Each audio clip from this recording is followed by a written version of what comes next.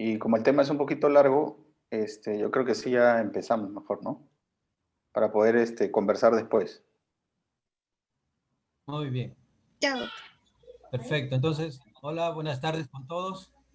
En nombre de doctor Mendiola, jefe de Departamento de Enfermedades Externas, Córnea, Cirugía Refractiva, que lleva el nombre de doctor Carlos Siberio Zafirio, vamos a presentar aparentemente un tema que hicimos un adelanto ya en fechas anteriores, pero que por lo que se está repitiendo en nuestras casuísticas, eh, es importante tomarle un poquito más de interés. Entonces, Álvaro con la doctora Daniela han creído conveniente hacer nuevamente este tema de la queratitis neurotrófica. Danielita, comienzas tú, creo, ¿verdad? Sí, doctor. Ya.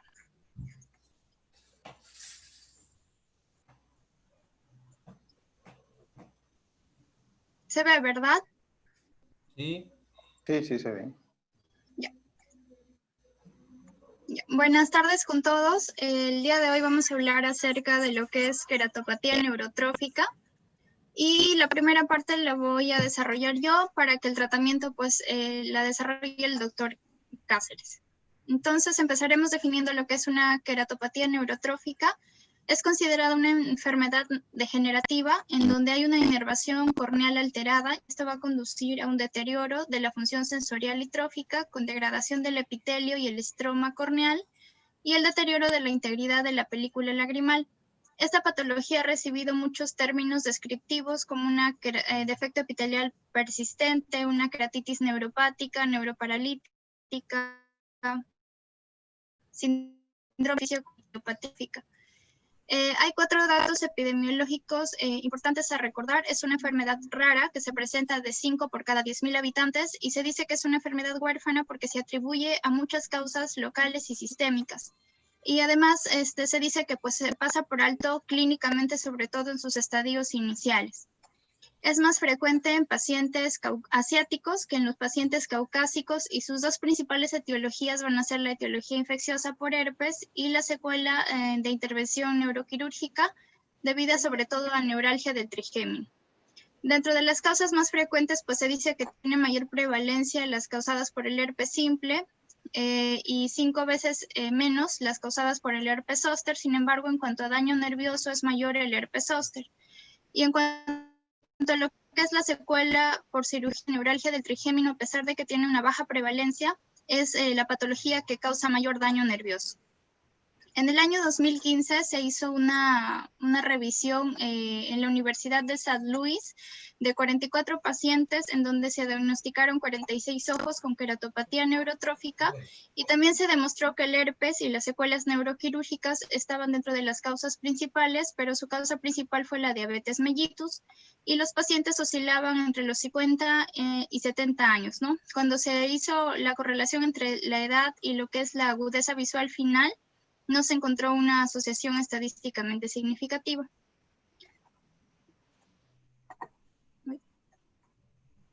Dentro de los síntomas, pues estos están asociados sobre todo a síntomas de sequedad ocular con sensación de cuerpo extraño, fotofobia, lagrimeo y también la incapacidad para hacer actividades de manera prolongada, como la lectura debido a disminución de la agudeza visual. Estos síntomas tienden a empeorar por las mañanas debido a condiciones como ventilación o aire acondicionado, el uso prolongado de computadora y aquellos factores que disminuyen el parpadeo, como la parálisis facial y las malposiciones palpebrales. Dependiendo de la causa, las manifestaciones pueden ser unilaterales si es que se habla de causas locales y es bilateral si es que habla de causas sistémicas. En cuanto a los signos, generalmente se va a observar que la córnea ha perdido el brillo y está deslustrada, sobre todo en el tercio inferior corneal, y se va a ver como unos acúmulos epiteliales, que es la epiteliopatía, que se puede observar a través de la lámpara de hendidura.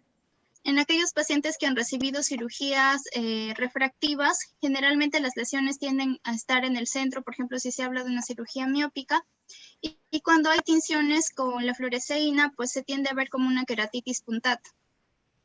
Posteriormente ya se habla de un defecto epitelial, en el cual pues se va a caracterizar por a haber alteraciones a nivel del borde de la lesión con bordes lisos. Y la característica en este estadio es que esta lesión va a tender a regenerar, pero nuevamente va a tender a recurrir porque la queratopatía neurotrófica es un estado inflamatorio prolongado. El tiempo en las cuales tiende a curar y recurrir a esta patología no está bien establecido. Se dice que puede ser de días, semanas, incluso hasta meses. Si es que no recibiese un tratamiento debido a que no se diagnostiquen esto en etapas tempranas como las epiteliopatías, este defecto puede hacerse más severo, con pérdida total del epitelio y exposición del estroma, y los bordes que eran lisos inicialmente ahora son más gruesos y están enrollados.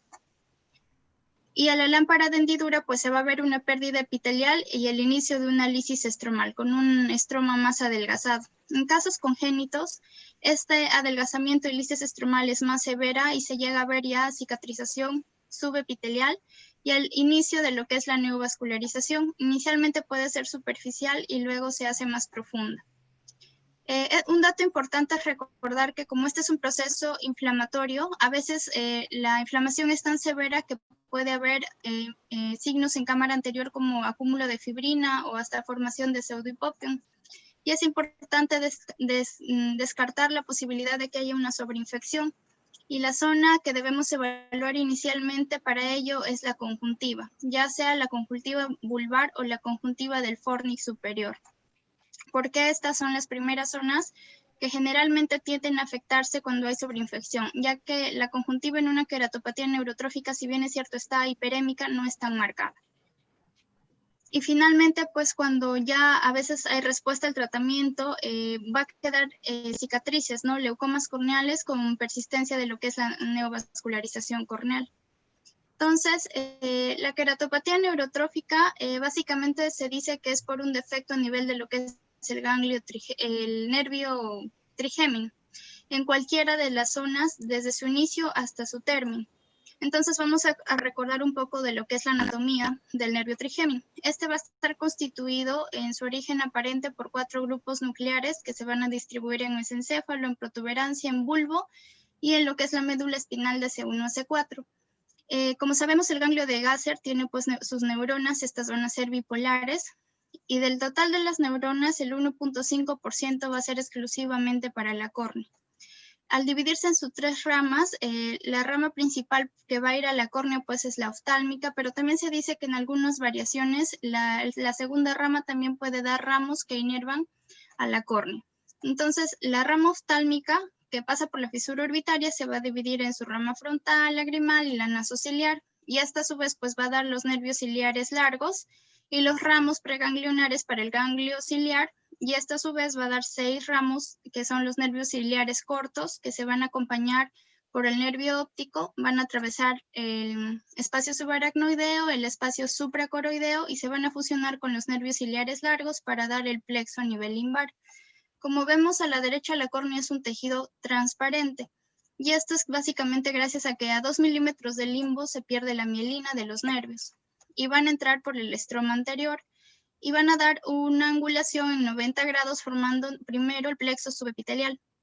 Estos van a estar formados por 44.000 axones, por hasta 44.000 axones que van a formar desde 0.5 a 2.5 micras.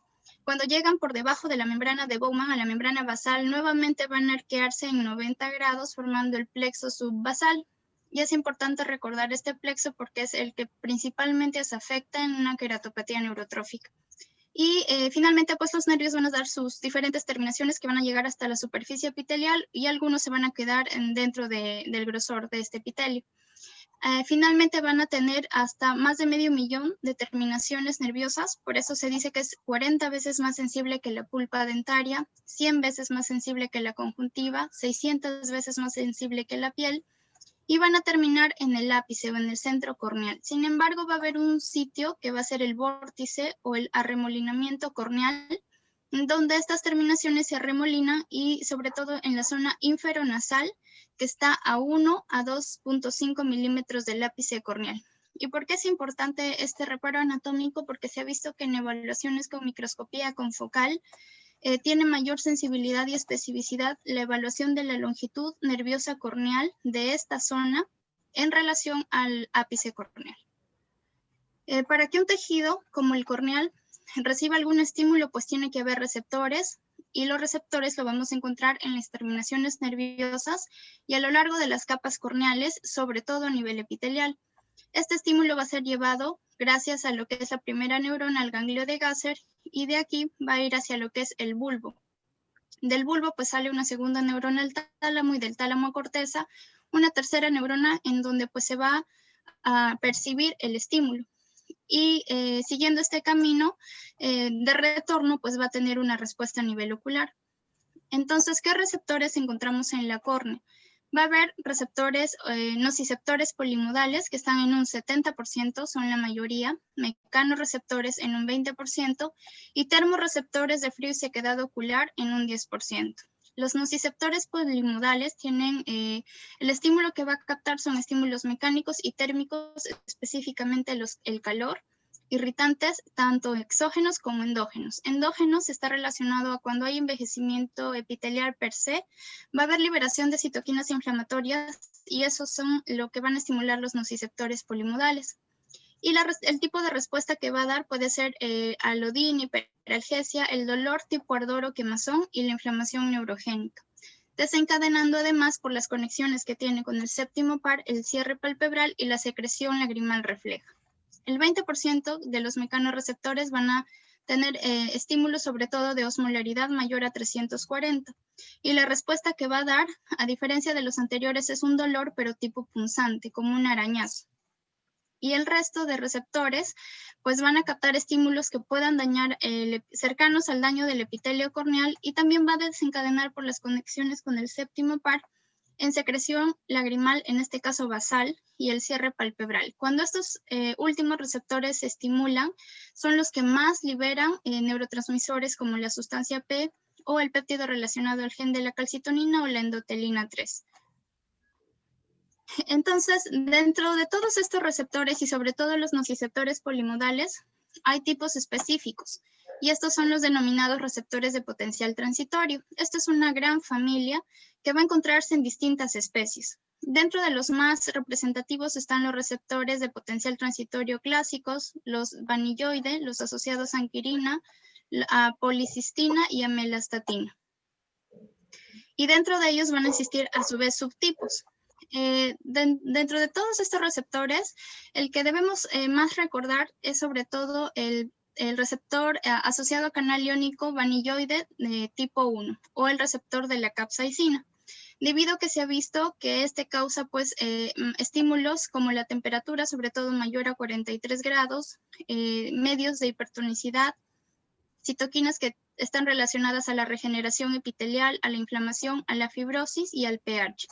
Y estos pues no solo se van a encontrar a nivel de terminaciones nerviosas, sino también en el epitelio, en el estroma y en el endotelio corneal. ¿Y por qué se caracterizan? Porque estos, como están asociados a iones, van a estimularse gracias al calcio, al sodio y también al magnesio para generar un potencial de acción. Y acá, por ejemplo, vemos el rango de temperaturas a las cuales los distintos receptores pueden verse estimulados y las sustancias naturales que pueden activar. Hacer un receptor de capsaicina pues se activa con sustancias picantes, incluso el ajo, el camfor. Entonces, por ejemplo, cuando hay un estímulo corneal como un daño, una quemadura, todos estos receptores se van a activar para generar un potencial de acción, y la respuesta que van a dar pues va a permitir la regeneración. Y estas respuestas va a estar dada también por células epiteliales y por las terminaciones nerviosas. Las células epiteliales, por un lado, van a secretar unos factores neurotróficos, y dentro de ellos pues está el factor de crecimiento neuronal, el factor neurotrófico ciliar, el factor de crecimiento epitelial, el factor de crecimiento derivado del cerebro y las neurotrofinas 3, 4 y 5. Estas van a liberar neurotransmisores que, dependiendo de si es sistema nervioso central o periférico, van a secretar acetilcolina o sustancia P, y van a estimular a sus receptores, que son los TRK, que van a estar a nivel de los nervios corneales, del estroma, del epitelio, del endotelio y del endotelio perineural. ¿Y qué es lo que va a hacer? Van a permitir que ante una lesión corneal pues haya una adecuada cicatrización, que se evite la neovascularización y que se mantenga las células limbares. Y por otro lado, las terminaciones nerviosas van a tener un equilibrio entre la secreción de sustancias proinflamatorias como la sustancia P o inmunosupresoras como el péptido relacionado al gen de la calcitonina, para que haya una adecuada proliferación epitelial, una migración celular y una cicatrización. Si es que todo este mecanismo que hemos hablado se da gracias a que tenemos un nervio trigémino sano que puede captar estímulos y dar respuestas. Sin embargo, cuando hay una afección, cualquiera que sea esta, del quinto par craneal, pues va a verse, podemos ver la fisiopatología de una queratopatía neurotrófica. Y esto va a depender de la zona de lesión. Se dice que si se lesiona las fibras preganglionares al ganglio de Gasser o de manera parcial el ganglio de Gasser, va a haber un nervio subbasal que vimos anteriormente intacto. Por lo tanto, la clínica pues va a ser leve. Pero si la lesión del ganglio de Gasser es total o se lesionan las fibras postganglionares, ya se habla de estadios moderados a severos. ¿Y qué es lo que ocurre cuando hay este segundo caso? A nivel de lo que son las células epiteliales, estas van a perder sus microvellosidades y se van a edematizar. A nivel de los semisdesmosomas, se va a ver alterado despegándolo de su membrana basal. Va a haber un daño desmosomal que hace que la exfoliación de célula a célula sea acelerada y que el metabolismo de cada célula sea alterado, adelgazando su epitelio y evitando que produzca proteínas como las mucinas. Y este va a ser el paso para constituir un defecto epitelial persistente, como un grado 2, ¿no? Con una alteración del trofismo. Debido a la conexión que tiene con otros pares craneales, como el séptimo par que inerva la glándula lagrimal y permite la secreción de esta, pues también va a haber una disminución de la secreción lagrimal con una rápida evaporación de la película. Va a haber una caída de la temperatura corneal y un medio con hiperosmolaridad. Esto va a activar algunas gelatinasas como las metaloproteinasas que van a estar en mayor cantidad que sus inhibidores y específicamente la 2 y la 9. Y esto va a generar pues que las células tengan una apoptosis y generen una progresión de la inflamación y la cronicidad. Y por otro lado, como sabemos, sobre todo en la capa acuosa de la película lagrimal, que contiene no solo antioxidantes, sino también péptidos antimicrobianos, la alteración de la electronegatividad de estas células va a hacer que estas lesiones o estos defectos sean propensos a la adhesión bacteriana y a la infección o a la sobreinfección. Y finalmente, pues como va a haber también disminución del reflejo palpebral y reducción de lo que es el factor de crecimiento neural, ya no se va a evitar la neovascularización y es por esto que se induce una neovascularización en una queratopatía neurotrófica y la mitosis va a estar alterada. Entonces, recordemos que el movimiento celular epitelial es de limbo a centro y de base a superficie. Entonces, cuando hay una exfoliación acelerada, pues estas células alteradas, exfoliadas, se van a acumular a nivel central o a nivel del tercio inferior de la córnea. Por eso es que el primero de los signos es la epiteliopatía con una pérdida del brillo corneal. Otra de las explicaciones es que la conjuntiva también se altera. ¿Por qué? Porque va a tener los mismos receptores y la misma inervación por el quinto par craneal. Y si a esto se le agregan mecanismos exógenos como el cloruro de benzalconio, análogos a prostaglandinas, beta-bloqueadores u otros fármacos sistémicos, se va a perpetuar esta zona de inflamación. Entonces, a manera de resumen en la fisiopatología, recordemos que hay dos fases. Una fase en la cual hay un daño nervioso al quinto par por distintas causas que vamos a ver, y va a hacer que la córnea inicialmente sea hipersensible ante cualquier estímulo, causando microtraumas.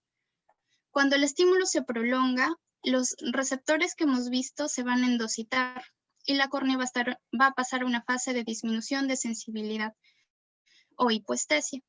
Y esta hipoestesia va a generar a largo plazo una anestesia. Y esto va a verse alterado pues en la película lagrimal porque se altera su estabilidad y su composición en cuanto a factores neurotróficos, acumulando células viejas preexfoliadas, dando el aspecto gris a la córnea y aumentando el riesgo de infección con posibilidad de cicatrización o perforación corneal. Como se puede ver en esta corte por lámpara de hendidura, una disminución o una lisis estromal y por este OCT de segmento anterior, ¿no? Que hay una lisis a nivel del estroma. ¿Cuáles son las etiologías que pueden dañar este quinto par? Son múltiples. Entre ellas encontramos tumores cerebrales, aneurismas, enfermedades cerebrovasculares, Parkinson, Alzheimer, neurinomas del acústico, neuralgias del trigémino.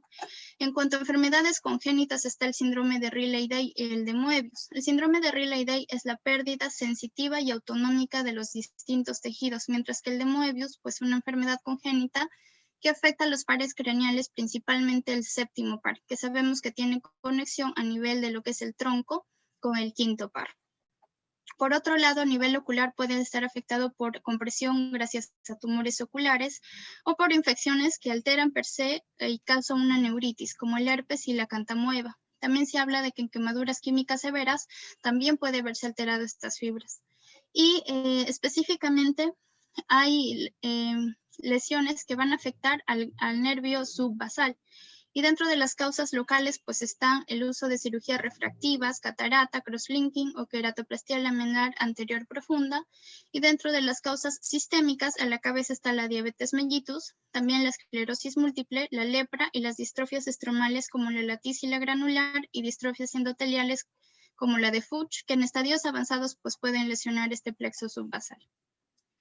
En cuanto a la clasificación, anteriormente se ha utilizado la clasificación de Mackey, la cual pues los va a clasificar en grado 1, grado 2 y grado 3, dependiendo si es que solo se habla de una queratitis zika con tinción puntata y signos como por ejemplo reducción del break-up time y las manchas de Gaulle que van a ser esta hiperplasia o este acúmulo de epitelio corneal de células viejas y muertas y el inicio de una neovascularización corneal superficial.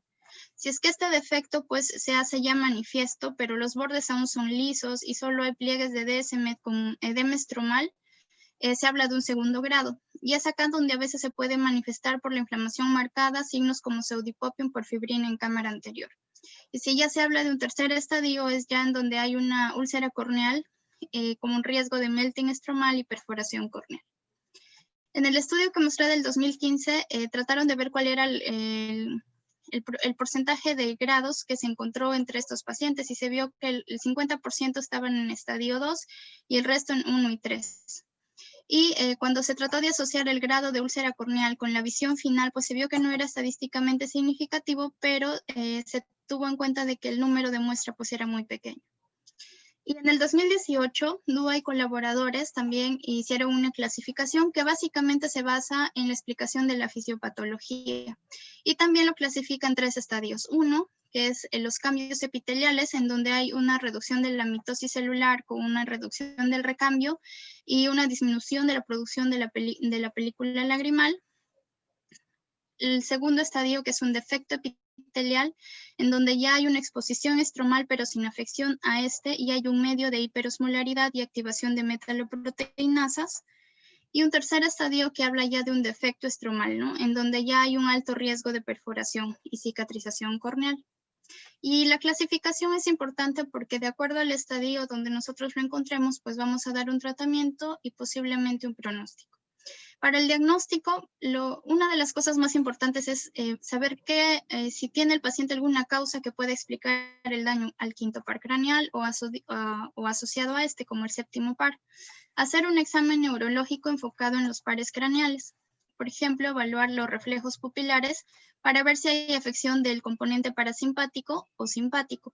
Si es que, por ejemplo, hay lesión del séptimo y octavo par, pensar en un tumor de ángulo puntocerebeloso. Y si es que hay afección del tercero y sexto par, pensar una localización a nivel del seno cavernoso. Y si es que hay una afección del quinto par con defecto pupilar, pues pensar en una lesión intraconal. Y el examen oftalmológico, que básicamente se va a basar en la evaluación adecuada de los párpados, porque los párpados van a dar un pronóstico y progresión a la enfermedad, ya que si es que estos no protegen a la córnea, la lesión va a progresar. Y por otro lado, también, como vemos que la película lagrimal está dañada, cuando hay un cierre palpebral se dice que es como un mecanismo de tijera, que va a haber un frote con el epitelio corneal. Entonces, si hay una adecuada alteración palpebral, pues este pronóstico va a ser peor, ¿no? Debemos descartar que haya ectropio, neentropio, entricriasis, cicatrices, y a la par del tratamiento de la queratopatía neurotrófica se debe corregir estos defectos palpebrales. La conjuntiva básicamente para diferenciar 3 cosas: la posibilidad de una sobreinfección, la posibilidad de una inflamación debido a la patología por sí, o la posibilidad de una toxicidad farmacológica debido al tratamiento, como por ejemplo los antibióticos. En cuanto a las tinciones, pues hay varias herramientas. Los que nosotros tenemos básicamente es la fluoresceína, y también evaluar signos como el break-up time, el tamaño del menisco lagrimal, y hacer las pruebas de test de Schimmer 1 sin anestesia o el tipo 2, ¿no? Con anestesia. Y dentro de lo que es el examen oftalmológico, siempre evaluar todo, ¿no? No solo el segmento anterior, porque recordemos que una de las causas que afecta el plexo subbasal es la esclerosis múltiple, y hasta en un 30% la primera manifestación va a ser una neuritis óptica con una palidez del nervio óptico. Y lo segundo también pues es la diabetes, ¿no? Que muchas veces el paciente no sabe que tiene diabetes, pero en su retina ya hay signos de retinopatía diabética. Y se ha visto que la lesión de la neuropatía periférica, como la lesión del plexo subbasal, puede anteceder a incluso hasta la retinopatía diabética. También es importante evaluar específicamente la sensibilidad corneal. Y esto se puede realizar con exámenes con algodón, que es lo más práctico, pero lo menos estéril. Otros dicen que también se puede evaluar con el suero hipertónico.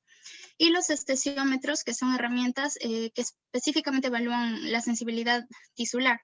Dentro de ellos tenemos el esteciómetro de Belmont y el esteciómetro de Coquet-Bonnet.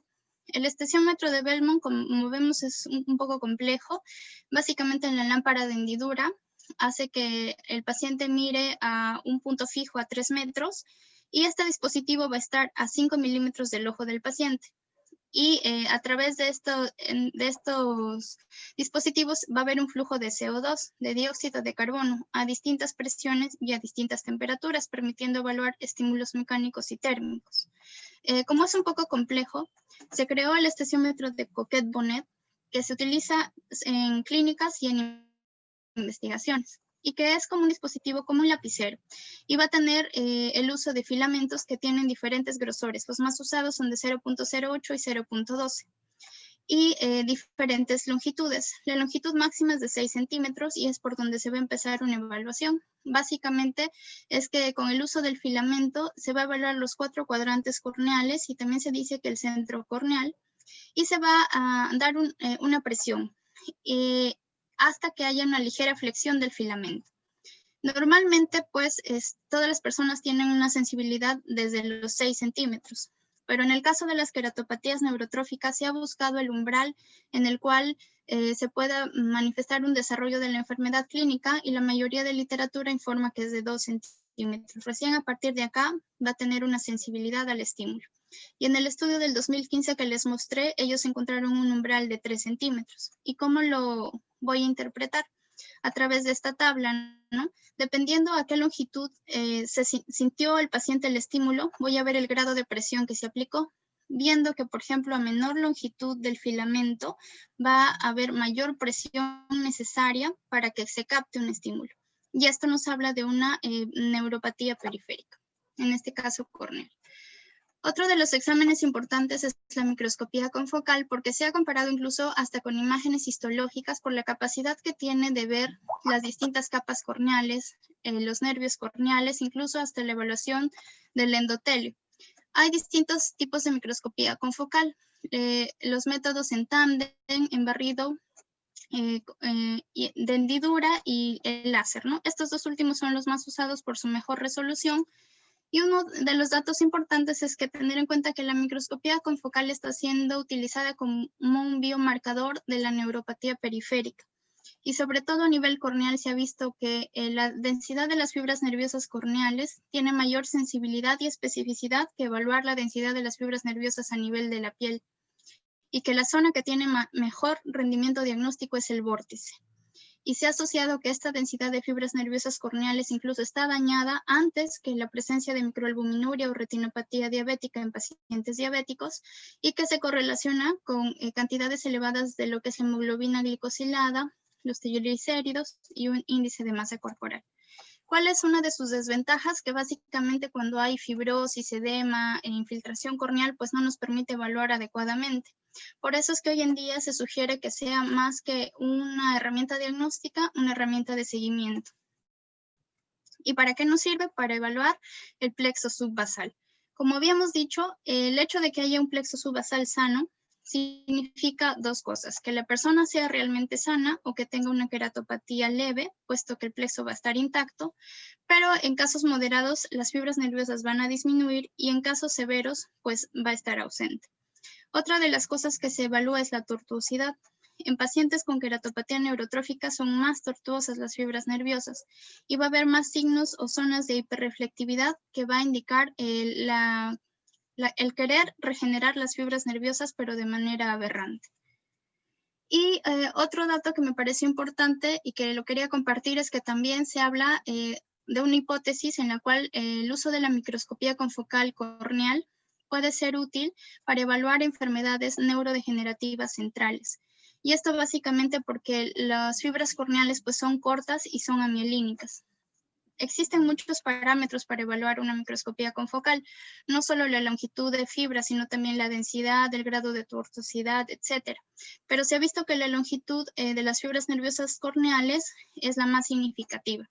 Entonces, en una enfermedad neurodegenerativa central, en una persona por el envejecimiento sin factores de riesgo, pues va a haber una disminución que se va a dar en estos rangos, tanto para hombres y para mujeres por años. Pero cuando ya hay una enfermedad, pues esta pérdida de la longitud de fibras nerviosas corneales va a ser mayor a estos valores. Por eso es que puede ser incluso un marcador pronóstico. ¿Y de qué va a depender si es que de que haya o no una rápida progresión de esta enfermedad neurodegenerativa? Eso ya básicamente del componente genético. Otra de las herramientas útiles es el OCT de segmento anterior, que si bien es cierto no ve con una buena resolución el nervio o el plexo subbasal, nos sirve mucho en pacientes que tienen ya estadios moderados a severos y sobre todo para el seguimiento cuando ya se va a instaurar un tratamiento. Y finalmente, pues entonces, ¿cómo es que cuando hay una sospecha de queratopatía neurotrófica, siempre se debe realizar la prueba de sensibilidad? A la mano, pues nosotros, aunque sea, debemos hacerlo con el algodón. Si es que sale normal el examen, es muy poco probable que sea una queratopatía neurotrófica. Y vamos a los diagnósticos diferenciales, que básicamente todos se van a caracterizar porque el paciente va a tener sensibilidad ante cualquier estímulo. Pero cuando esta prueba de sensibilidad es patológico, ya se debe investigar un poco más profundo, ¿no? Ya hacer tal vez una microscopía confocal o solo el break-up time con el shimmer 1, el shimmer 2, evaluar bien los párpados, los fondos de ojo, etcétera, para que de esa manera se pueda estadificar la queratopatía neurotrófica y brindarle un tratamiento, que esto ya lo va a desarrollar el doctor Cáceres. Gracias.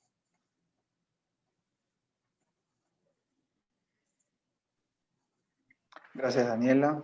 Muy interesante la charla. Un favor para compartir mi pantalla. Ok. ¿Se ve? Sí, doctor. Sí. Ya. Entonces, bueno, primero buenas noches con todos. Vamos entonces a continuar con lo que es los tratamientos de la queratopatía neurotrófica. En realidad son cada vez que en los últimos años ha aparecido nuevas cosas referente a tratar este tema que, como ya han visto y lo ha expuesto Daniela, es bastante complejo. No hay un tratamiento, como se dice, específico y 100% seguro en el sentido de los resultados, ¿no? Entonces, nosotros nos valemos básicamente de múltiples tratamientos, ¿no? Empezamos primero con lo más habitual, después ya empezamos con medicamentos mucho más especiales y después continuamos con la cirugía al final, ¿no? Cuando ya vemos que hay problemas.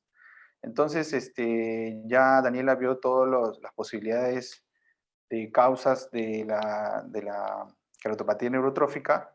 Entonces, aquí hay vamos a ver otras causas que también se ha descrito en la literatura, como por ejemplo, hay queratopatía neurotrófica después de una cirugía de desprendimiento de retina, ¿no?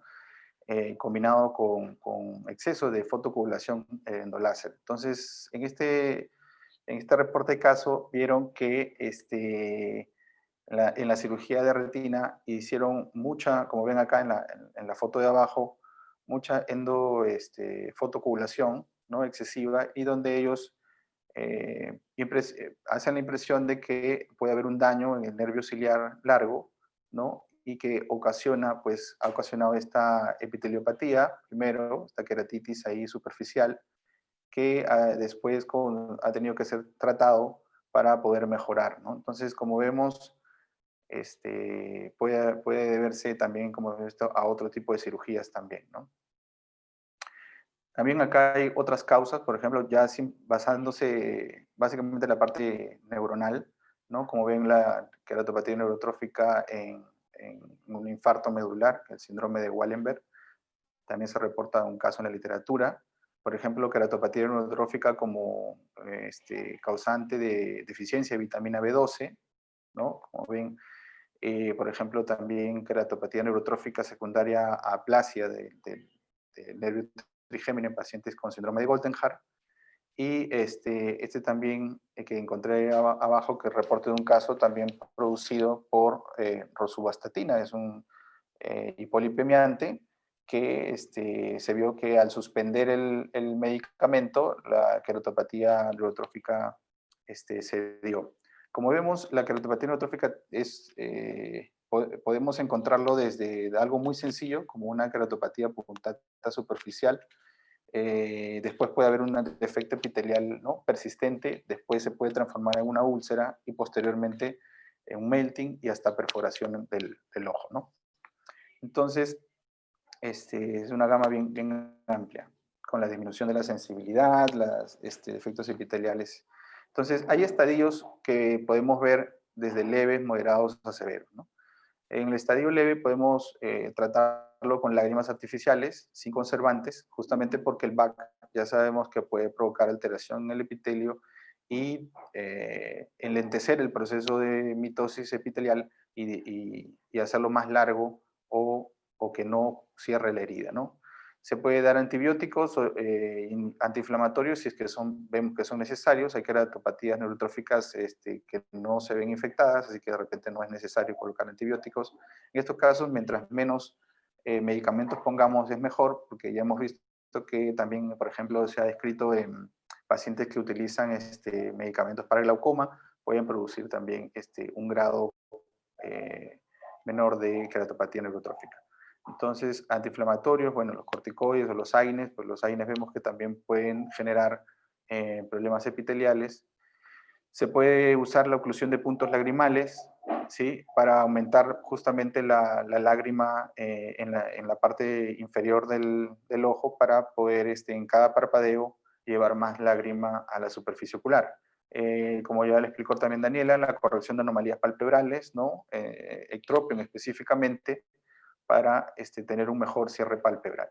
El debridamiento del epitelio enfermo es importante.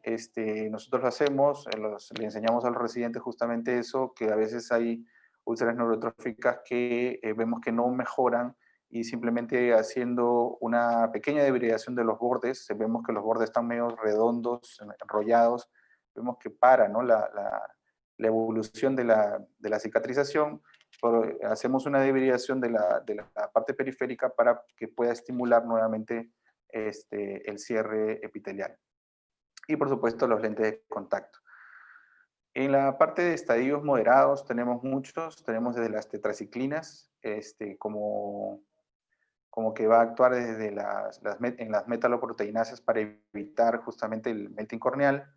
El suero autólogo, ¿no?, que ya lo hemos visto ampliamente en las charlas de córnea. No voy a hablar sobre cada uno de estos porque ya lo hemos hablado anteriormente. El plasma rico en plaquetas, el factor de crecimiento nervioso, ¿no?, recombinante, que es el Cenidermin, con el nombre comercial de Oxervate, la sustancia P, la toxina botulínica. También hemos visto, se ha descrito en la literatura que las inyecciones de toxina botulínica, al provocar estatosis, es como que hiciéramos pues una tarsorrafia, y eso puede mejorar, ¿no?, la exposición, evitar la exposición del epitelio, y por lo tanto manejar mucho mejor la evaporación. La coenzima Q10, la nisegolina, el casicol, la membrana amniótica. El casicol es un regenerador de la matriz extracelular, que lo vamos a ver más adelante, la membrana amniótica, que en estos casos podría ser unicapa, ¿no? Los colgajos conjuntivales, que pueden ser de un pedículo, normalmente a doble pedículo, que es el de Gundersen, o la tarsorrafia, como ya hemos visto. Entonces, de esto nos vamos a dedicar a ver en los siguientes slides el factor de crecimiento nervioso, el casicol, ¿sí? En los estadios severos ya tenemos lo que es la membrana amniótica ya multicapa, ¿no? Porque ya va a haber un poco de melting corneal, necesitamos llenar esos espacios. Hemos visto que también se puede hacer el trasplante córnea, lamelar o espesor parcial. En algunos casos también en la literatura se ha visto trasplantes esclerocorneales, también en algunos casos muy severos que comprometen la parte del limbo. Y posteriormente la neurotización corneal. La neurotización corneal es un proceso que ya tiene regular tiempo, ¿no? Más o menos por ahí unos 10 años, sino que ha habido variaciones en el tiempo de oftalmólogos que han variado la técnica y lo vamos a ver más adelante. La neurotización tiene que ver pues con la conexión entre los nervios aquí supraorbitarios, supratroclear hacia el otro ojo, ¿no? Puede ser con el nervio sural como una comunicación y mejoran sustancialmente la queratopatía neurotrófica. Vamos a verlo más adelante. Entonces, hablamos un poco sobre lo que es el Cenegermin, ¿no? Como gotas en el tratamiento de la queratitis neurotrófica. El nombre, como les dije, comercial es el nombre de Oxervate, ¿no? Que viene al 0.02%.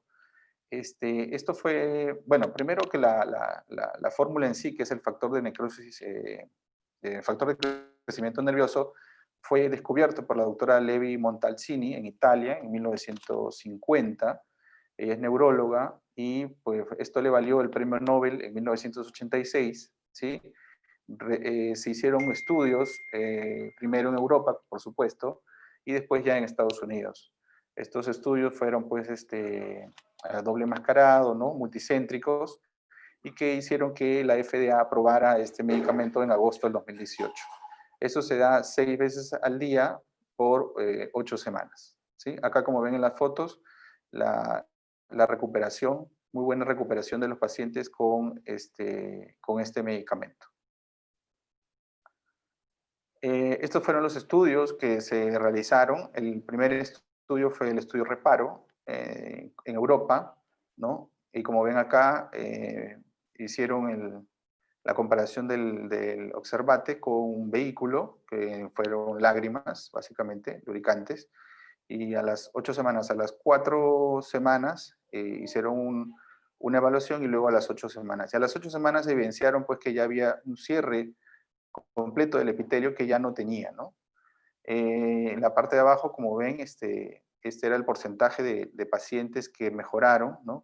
En el primer estudio de Reparo, un 58% comparado a 13% del vehículo, ¿no? Y a las 8 semanas seguía un 72% de pacientes habían mejorado comparado con 33% del vehículo. El estudio en Estados Unidos, que fue, estuvo aquí incluido el doctor Víctor Pérez, conocido por nosotros, corneólogo, fue también muy parecido este estudio, igual, ¿no? El doble enmascarado, multicéntrico también, con 56% de pacientes que habían mejorado, ¿no? a la cuarta semana, comparado con un 20%. Y a las 8 semanas, un 65%, ¿no? de los pacientes habían mejorado contra un 16% de vehículo. Entonces, eso fue por lo cual la FDA, como les digo, lo aprobó. También hay otro medicamento que se llama Casicol. El Casicol es un regenerador, como le digo, de la matriz extracelular. Este medicamento tuvo muchos estudios indicando que era muy bueno, era muy provisorio y que mejoraba pues, la revitalización corneal. Como ven en la parte de abajo también, en los estudios más o menos al mes, a los 2 meses ya había una disminución importante de las molestias de la úlcera en sí, ¿no? Pero es un polímero de sulfato de carboximetilglucosa que imita, como le digo, los heparansulfato unidos a las proteínas de la matriz extracelular. Es como una especie de relleno, ¿no? Tanto del estroma como del epitelio. Y bueno, lamentablemente en un anuncio publicado en Facoelche indicaron el retiro del mercado en enero de este año del Casicol, que ahí mismo la empresa indica de que no fue por ningún efecto adverso ni nada, al parecer, ¿no? Como son medicamentos que caros y que muy poca gente de repente lo puede acceder, de repente por eso salió del mercado. Otro tratamiento, como vemos, y bueno, ya está todo el doctor Chipana y yo tengo por ahí unos cuantos pacientitos de insulina tópica, también se ha visto que puede mejorar la superficie ocular en keratopatías neurotróficas. Se hizo este estudio con un paciente, un caso de una resección de un neurinoma del acústico, que vino, esto es del estudio en Colombia, en la Foscal, con que este paciente vino con esta lesión, fue tratado con el convencional primero, lágrimas, ¿no? Vitamina C, quizás doxiciclina, y pues esta lesión no mejoraba, ¿sí? No mejoraba. Después fue cambiado por suero autólogo, como vemos en la imagen de la izquierda, en las flechas blancas, fue tratado con suero autólogo, se vio que la mejoría era todavía muy poca, y en las fotos de la derecha ya se empezó a usar la insulina. La insulina que usaron acá es la insulina, la NPH, que es la Humalin, a una unidad internacional por mililitro, mezclado con el polietilenglicol y propilenglicol, que se aplicó 4 veces al día. Y como se ve acá, la lesión se redujo sustancialmente, ¿no? Y como ven en la última foto, pues ya hubo el cierre completo.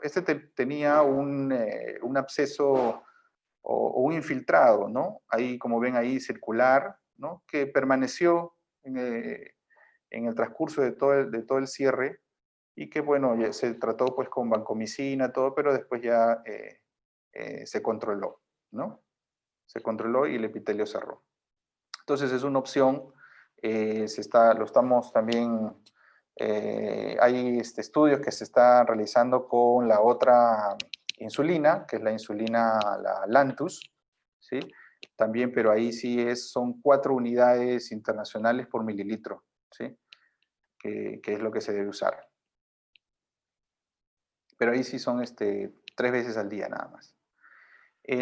También se ha descrito el uso de Tachosil, el Tachosil como terapéutico adyuvante, ¿no? Para la keratopatía neurotrófica, para evitar la perforación. En este reporte también de caso, se vio, por ejemplo, un paciente postoperado de trasplante de córnea, que es una neuropatía neurotrófica, y se aplicó, es como una especie de esponja, de microesponja, como ven ahí en la foto abajo, que se pega ahí como se fuera como un parche, y lo que hace es regenerar, tiene en realidad lo que es el fibrinógeno, ¿no? Y la trombina, que pues genera así como si fuera un sellante, y puede hacer que el ojo, la córnea prácticamente prolifere nuevamente para poder cubrir esos melting que se pueden desarrollar. Y como les había comentado, también se puede hacer las escleroqueratoplastias, ¿no? Como terapia para la perforación corneal. También en este reporte caso se vio que se hizo una escleroqueratoplastia. Claro que aquí tocaban pues, la parte central de la córnea, de la visión. Este paciente tenía una pesa de oro que se tuvo que sacar porque se estruyó. Y bueno, después, al no tener el efecto de la pesa de oro, hizo nuevamente una keratopatía neurotrófica y se tuvo que hacer, como ven en la foto del centro, una escleroqueratoplastia, ¿no? Con el resultado aquí. En este tipo pues, de escleroqueratoplastia, como sabemos, tiene que haber una inmunosupresión, tanto tópica como sistémica, para evitar el rechazo. Y por último, la neurotización corneal, ¿no? Que, como les dije, primero fue de lado a lado y fue una variante del doctor Jovet y el doctor Pineda, también el doctor Pineda conocido por nosotros en Estados Unidos, corneólogo también, que la variante básicamente era sacar el nervio auricular, ¿no? Debajo de la oreja, y a través del nervio sural llevar la conexión por debajo de la piel hacia el fornix inferior, hacia el fondo de saco inferior. Hay que hacer un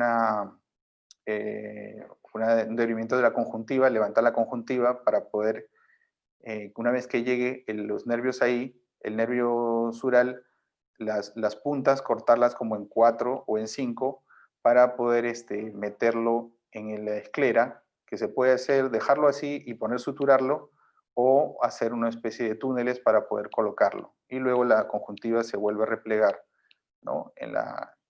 En su sitio, y se hace una tarsorrafia, ¿ok? Y el paciente empieza a recuperar sensibilidad, pero este tipo de cirugías también más o menos el paciente empieza a recuperar recién después de los 6 meses, 8 meses de cirugía, recién empieza a recuperar más sensibilidad. Entonces es un tratamiento que más o menos puede durar 6 horas aproximadamente la cirugía. Hay que hacerlo con no solamente el oftalmólogo, sino como vemos otros especialistas más. Y bueno, los resultados también demoran, pues, ¿no?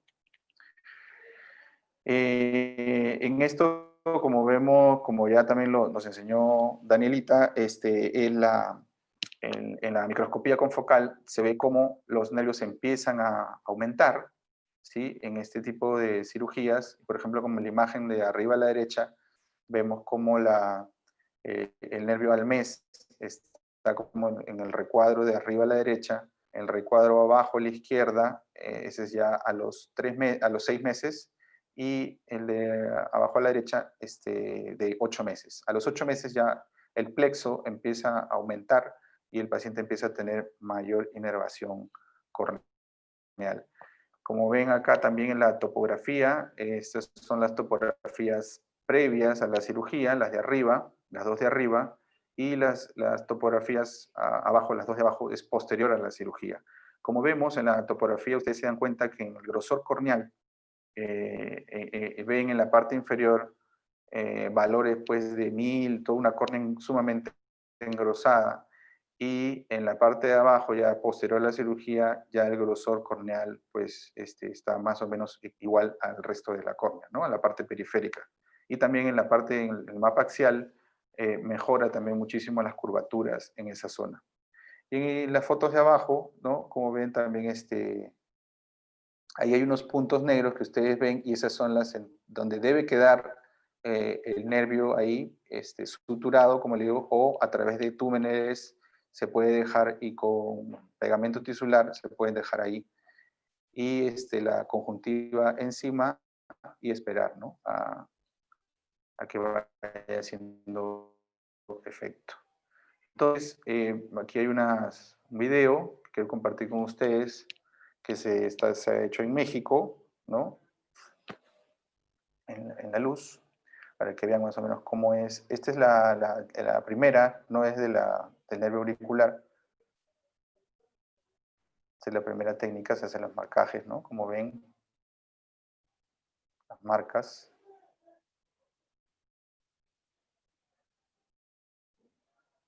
Luego se marca el trayecto, ¿no?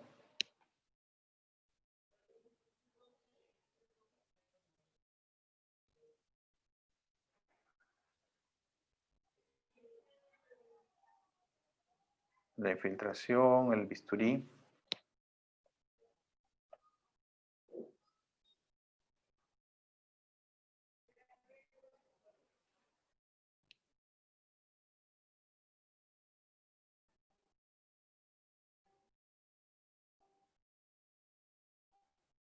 Donde pues se busca al final el nervio y la arteria, ¿no?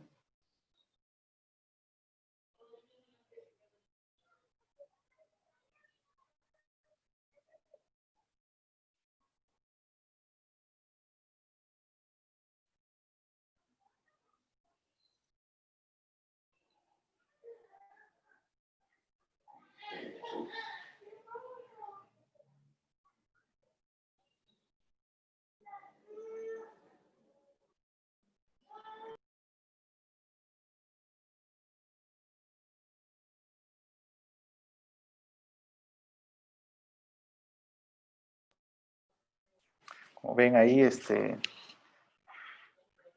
con ese marcador rojo, ¿no? Para que se pueda distinguir la arteria, separar la arteria y empezar a buscar el nervio.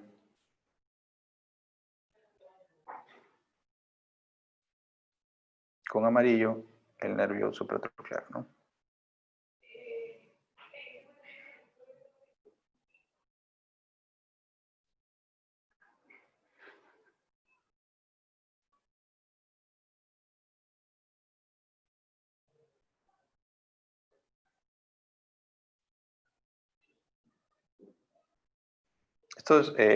Esta técnica, yo, bueno, la primera vez que lo vi fue más o menos un par de años atrás en un ASCAR y me pareció muy interesante. Por supuesto, para casos graves, ¿no? De queratopatías neurotróficas.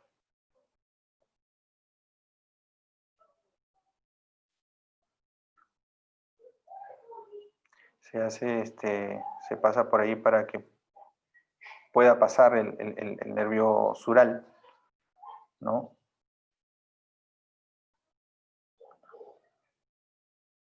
Como una guía.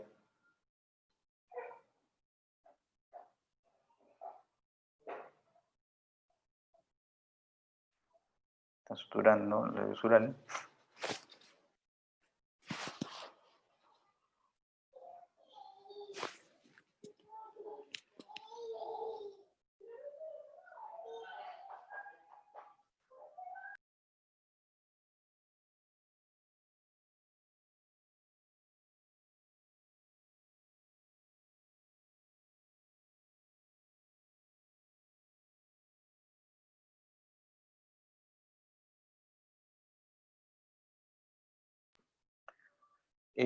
Ahí justo lo quiero completar con el otro video donde ya se ve cómo entran los haces a la conjuntiva y la esclera, ¿no?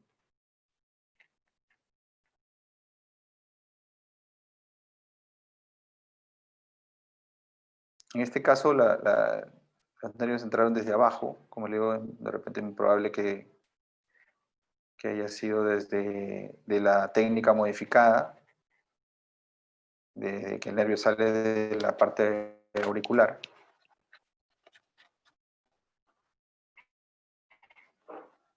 La ventaja es que como el nervio sural es grueso, se puede hacer ese tipo de haces para poder llevarlo a distintos lugares del limbo corneal, ¿no?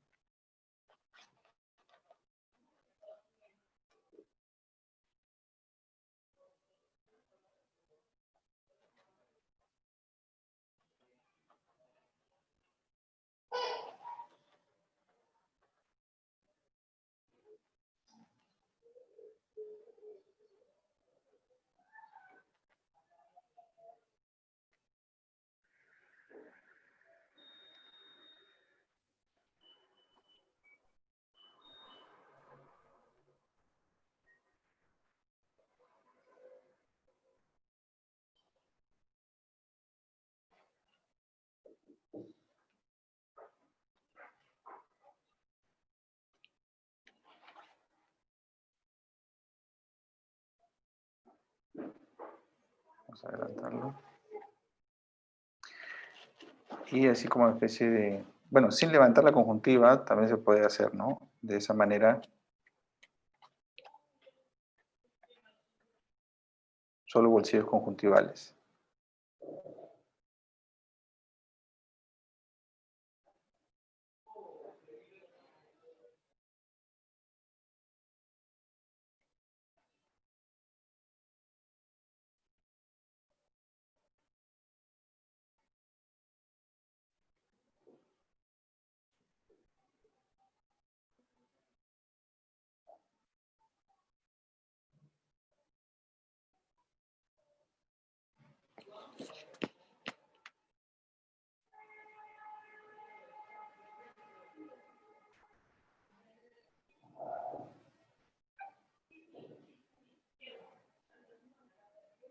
Uh-huh.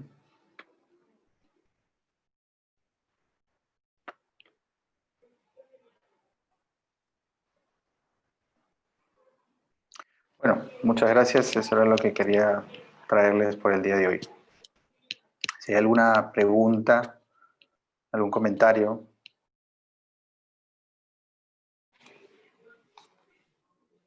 Ok. Dani y Álvaro, muy bonitas sus charlas, muy interesantes. En la parte de fisiopatología que ha ampliado Daniela nos sirve para ver el día a día con los pacientes. Tenemos en el servicio varios pacientes que después de haber sido operados, sea de catarata, sea de retina, etcétera, como ha mencionado Álvaro, llegan al servicio de córnea porque tienen pues problemas en las lágrimas, problemas en la superficie. Y muchas veces esos pacientitos son los que van a tener sus problemas con el sistema de inervación de la córnea. Entonces, la fisiopatología que nos ha insistido Daniela y que suma a la fisiopatología que se dio en clases anteriores es para decirnos pues que tenemos que parar la oreja un poquito. Y lo interesante es lo que nos ha mencionado Álvaro con todo lo que se está dando en estos momentos. Un laboratorio nacional se acercó un día a hablarme sobre sustancias para regenerar el epitelio, pero después se desaparecieron. No sé si han tenido comunicación con algunos de ustedes para poder hacer el trabajo con ellos y tener la oportunidad que no se vayan con otros hospitales, tener nosotros de repente la primera oportunidad para hacer esto. Voy a insistir a ver si comunico con Álvaro, que está ansioso y muy bien presentados esos productos. Pero si vamos otra vez, todo lo que nos han mencionado, se regresa a la fisiopatología, ¿no? La insulina, ¿por qué se usa? Porque el epitelio normalmente tiene factor de crecimiento insulínico, por eso se usa la insulina. Usamos regeneradores porque se pierde la mitosis o todo lo que es el producto de la mitosis para que el epitelio crezca. O sea, bonito se ha presentado hoy día, muy, muy bonito. Les agradecemos tremendamente la charla, porque ya fisiopatología y el por qué tenemos que usar cada una de esas sustancias, porque hay veces indican algo porque apareció en la revista, porque aparentemente está de moda, pero no sabemos si se debe usar o en qué momento se debe usar. Y eso lo que hoy día creo que nos han dado algunas pautas, uno, para el diagnóstico y dos, para que hay oportunidades para todos estos pacientes, ¿no? No sé si hay preguntas. Dani, ¿ha llegado a preguntas? No. No hay preguntas. No hay preguntas. Todo claro. Es que parece mentira. Yo a veces no me siento mal que no pregunten, porque son temas que tenemos constantemente en el transcurso de los días, pero no se ven, no los ven. Entonces, esta insistencia, esta segunda charla en relación a la queratitis neurotrófica es para llamar la atención. Ahora, nos gusta mucho la cirugía de catarata. En la actualidad, así como piensan pedir los 50,000 exámenes de máquinas, tienen que valorar la sensibilidad corneal.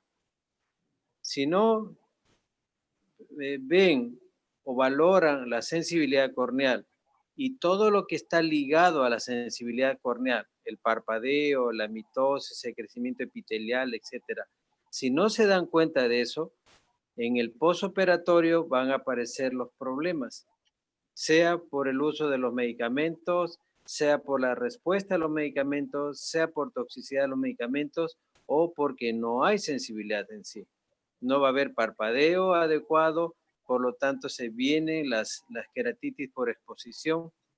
Daniela ya nos puso 2. Una queratitis por exposición en el tercio o en el cuarto inferior por un mal parpadeo y una queratopatía superficial puntata en el centro en los posoperados con excimer láser.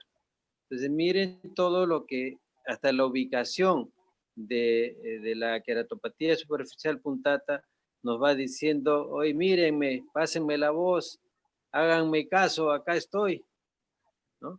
Y en verdad está muy interesante. Creo que apareció una pregunta por ahí. Sí. La doctora Jessica Mendoza pregunta, ¿cuál es el manejo cuando ya se va a producir la perforación corneal? Muy bien. A ver, según tu fisiopatología, Dani, ¿qué darías? Bueno, si es que ya se va a producir la perforación corneal, estaríamos hablando ya de un grado 2 a un grado 3 ya básicamente, ¿no?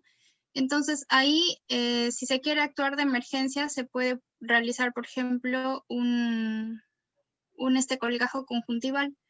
En los colgajos conjuntivales, dependiendo de dónde está la úlcera. Si está central, se prefiere un colgajo a doble pedículo, pero si está más periférica, incluso podría ser, si es que es de emergencia y se trata de que no se perfore la córnea, se podría hacer en un solo pedículo.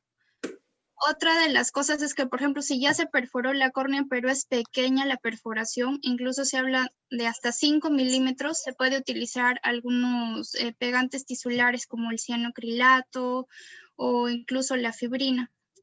O incluso el pegamento, los parches que mencionó el doctor, que es el Tutapatch, que es una membrana de colágeno, o el Tachosil, que es una membrana de fibrina. Eso, básicamente, si se va a perforar, si es que ya se perfora. Claro, si es que ya se va a perforar, ¿no? No es aconsejable un recubrimiento conjuntival, ya que vamos a tener más problemas, ¿no? Porque se perfora y la perforación va a ir debajo de la conjuntiva, ¿no? Del recubrimiento.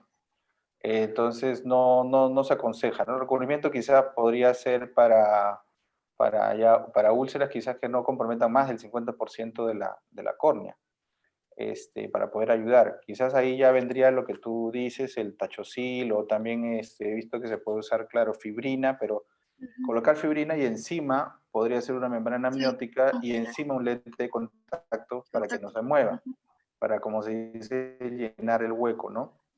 Pero recubrimiento no, cuando yo, como digo, ya está muy delgado, estamos hablando de 100 micras o menos de 100 micras, no es aconsejable, ¿no? El doctor está levantando la mano, si pueden dar permiso para que hable.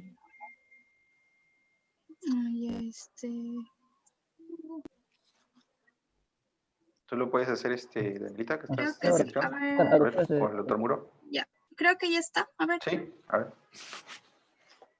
Joseph. Tochipana. Ahí está. Sí, ¿me escuchas? ¿Me escuchas? Sí. Ok, ya. No, solo dos cosas. Uno, quería felicitarlos, la ponencia estuvo muy agradable, en realidad, la doctora Daniela, la revisión bibliográfica sobre la fisiopatología es muy importante porque se tiene que ver, porque es muy importante saber, como dice el doctor Mesías, qué es lo que estamos indicando, ¿no? No es únicamente dar por indicar las cosas, como dicen, porque se escuchó últimamente en los últimos chats ahora por web, hemos escuchado que tal gota es y que, bueno, ese que habla todo, pues no, tampoco es así. Es muy importante la revisión de ver qué está indicado en qué pacientes y en qué momento, sobre todo, está indicado cierto tratamiento, ¿no? En tal caso, quizás tú solo quisiera hacerte dos preguntas, Álvaro. Uno, lo primero, bueno, personalmente, al menos lo que he visto, los causas más frecuentes de queratitis, de queratitis neurotrófica, Uno es el post-herpética, ¿no? Y muchas veces eso están con tratamientos, digamos, con tratamientos con ungüento, con aciclovir, pues, y que presentan una queratopatía punteada, muchas veces así se ulcerar, ¿no? Y que estás pues con lubricantes y no mejora. Entonces, ¿qué tanto, o sea, qué tanto tú haces como para ver si esa queratopatía punteada o si ese defecto epitelial, cómo lo diferencias si es debido a lo que viene a ser el tratamiento antiviral, ¿no? O si es una queratopatía ya o una queratopatía neurotrófica que está iniciando. En este caso, a veces algunos llaman una úlcera metaherpética, ¿no? Y segundo, también se mencionó mucho, bueno, no es muy poco conocido, pero sí se ve que dentro del tratamiento de la queratitis neurotrófica, porque hay un cierto componente inflamatorio que mencionó la doctora Daniela, incluso se puede indicar algunas veces corticoides o ciclosporina. No sé si tú has tenido experiencia indicando corticoides o ciclosporina en algún caso en queratitis neurotrófica, y en cuáles lo has hecho. Ok. Referente a la primera pregunta, lo primero que tenemos que evaluar, como ya lo dijo Danielita también, es la sensibilidad, ¿no? Si tenemos una queratopatía epitelial neurotrófica, primero vemos la sensibilidad, ¿no? Y si, como tú dices, si es producto de una queratitis herpética, vamos a darle tratamiento primero, lubricantes, si está en un estadio 1, lubricantes, ¿no? Evitar las lágrimas sin preservantes. Podríamos darle si lo vemos un poco inflamado, podríamos darle dosis muy bajas de corticoides. Lubricantes también puede ser lubricantes espesos, ¿no? En algunos casos. Y en el caso que veamos que después de unas semanas, 2 semanas, esa queratitis puntata no desaparece, ¿no? Ya podemos pasar al otro. Estamos pensando de que la sensibilidad está mucho más disminuida y se podría, si es que no hay infección, se podría hacer otros procedimientos. Por ejemplo,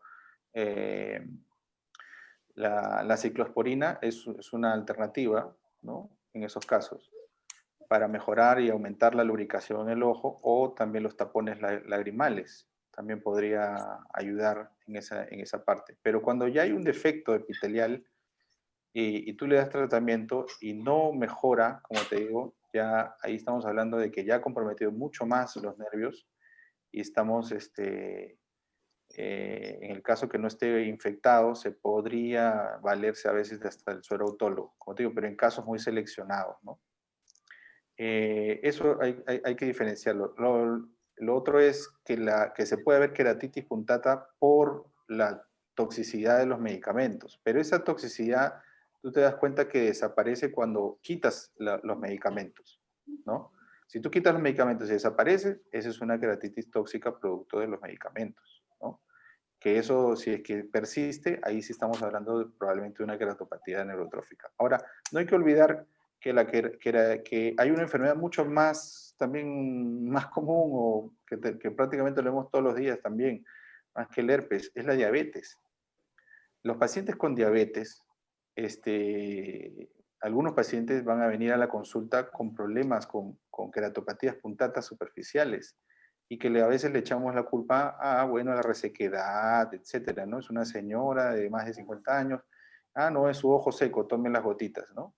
Pero era diabética. Entonces, eso te está diciendo que es una epiteliopatía diabética y que este paciente es muy probable que esté haciendo un problema ya a nivel neuronal, ¿no? Nervioso. Entonces hay que verle el fondo de ojo, como ya también lo explicó Daniela, ¿vale? Y si hay retinopatía diabética, entonces ya el tratamiento cambia, ¿no? No solamente les vas a dar las lágrimas, sino algo para evitar que esto siga avanzando, ¿no? Las tetraciclinas, mejorar la película lagrimal, hacerle todo lo que es tratamiento para pestañas, lubricar bien el ojo. Quizás si hay, de todas maneras, disfunción de la película lagrimal, break-up time disminuido, mejorar la lubricación, ¿no?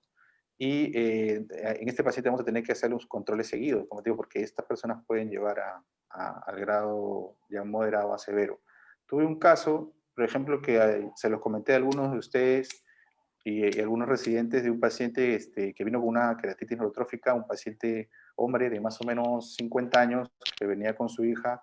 El señor ya por la neuropatía venía en silla de ruedas y venía con una queratopatía neurotrófica que le estábamos dando de todo, ¿no? O sea, bueno, al principio dándole el tratamiento inicial, pero pues estaba descompensado. Estaba, si no me equivoco, estaba como en 280 de glucosa, 300, algo así.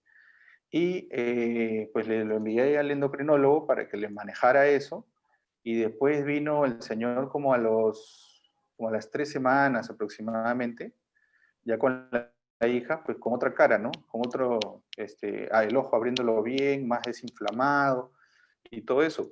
Y pensábamos, viendo la historia, si le habíamos dado algo, qué es lo que había pasado para que había mejorado sustancialmente. Y era básicamente que había controlado su glucosa. Lo había controlado de una manera muy adecuada, con la dieta, con las pastillas, no con la insulina, porque era insulino dependiente. Y la úlcera había cerrado solo con el tratamiento metabólico. Entonces, por eso les digo, no nos olvidamos de eso, que es también bastante frecuente, igual que el herpes, la diabetes, ¿no? Qué bueno han tomado dos casos primordiales y que también lo han descrito en la teoría. Son los casos más frecuentes. Y lo que menciona el doctor Chipana y que ha contestado Álvaro, tenemos que recordar que una queratitis por herpes, el aciclovir, si es epitelial, se da con cierta frecuencia por un número de días nada más, ¿no? Si van a poner aciclovir o ganciclovir, tal cual les guste a cada uno, tienen que tener cuidado que principalmente el aciclovir, porque hasta ahorita el ganciclovir no sé cómo actúa, pero el aciclovir se mete en la cadena del ARN mensajero para que se formen nuevas células o nuevos herpes. Pero así como se mete en la cadena del herpes, se mete también en la cadena del epitelio, y eso hace que el nuevo epitelio sea malo, sea débil y se rompa. Entonces, el aciclovir tiene que darse de acuerdo a su teoría, las cosas, pero máximo tiene que ver su comportamiento hasta el 10º día. Ya a partir de la segunda semana, la toxicidad no solamente es por la presencia del medicamento, sino porque altera la epitelización. Entonces, tienen dos factores que alteran mucho la superficie de la córnea, tanto porque se está exagerando en su uso y dos, porque está malogrando el recrecimiento del epitelio. Y el otro de la diabetes es importantísimo. Cada día somos más. Antes yo me sentía feliz por ser uno de los hombres más dulces, pero ahora hay mucha competencia. Hay muchos dulces en el mercado ahora, hay muchos diabéticos. Y lo que ha descrito Álvaro es exactamente lo que pasa constantemente. Y está descrito en el libro que tenemos ahí en el servicio. En el epitelio se hacen vacuolas en un paciente diabético, y esas vacuolas van rompiendo el epitelio y va a malograr la superficie de la córnea. O sea, está muy bien descrito, muy buenas las preguntas y muy buena la respuesta para puntos de todos los días, ¿no? ¿Alguna otra pregunta por ahí? El doctor Pedro Lengua pregunta si es que ¿cuánto tiempo se debe utilizar la insulina tópica una vez que se instaura el tratamiento? O sea, ¿cuánto tiempo? Muy bien. Joseph, primero Joseph. A ver, Joseph. Bueno, no, Alvarito también, Álvaro también ya hemos tenido... Sí, sigue Álvaro, sino que ustedes sí. son los que más están usando, y también por ahí le he visto a Waldo Loaiza, que ya comenzó a utilizar también. Vamos a ver cómo nos comportamos. A ver, Claro, Joseph, bueno, primero. lo que, bueno, yo más o menos sí tuve algunos, antes de la pandemia sí tuve algunos casos. En el caso más que todo yo tuve lo que viene a ser diabéticos y en herpes. Eh, bueno, en mi caso yo lo que utilizaba era la insulina humana o una unidad internacional por mililitro, como lo mencionó el doctor Cáceres, lo mencionó, a la dosis de 4 veces por día, o sea, cada 6 horas. Se notó, yo noté una regeneración epitelial, más o menos en un promedio a las 2 semanas, entre unas 2 semanas, inclusive, 2 semanas. Y más o menos ya comenzó ya a haber más resultados, como que a las 3 semanas, ya 2 o 3 semanas de tratamiento ya había una mayor resolución. ¿Cuánto tiempo lo usé? En realidad yo hasta que hubo ya como digo, recién estamos comenzando, recién está comenzando, una vez que ya noté que ya esta úlcera ya no tenía borde, ya estaba, ya había un cierre de la úlcera con él, ya lo descontinué y ya solamente continué con el tratamiento estándar. ¿Cuánto tiempo fue? En promedio ha sido, pues, uno de 3 semanas, el otro llegó como más o menos así, 3 semanas y un mes. Uno en 3 semanas y un mes utilizado, esa es mi experiencia mía. Como le dije, los resultados más o menos se ven entre las 2 a las 3 semanas.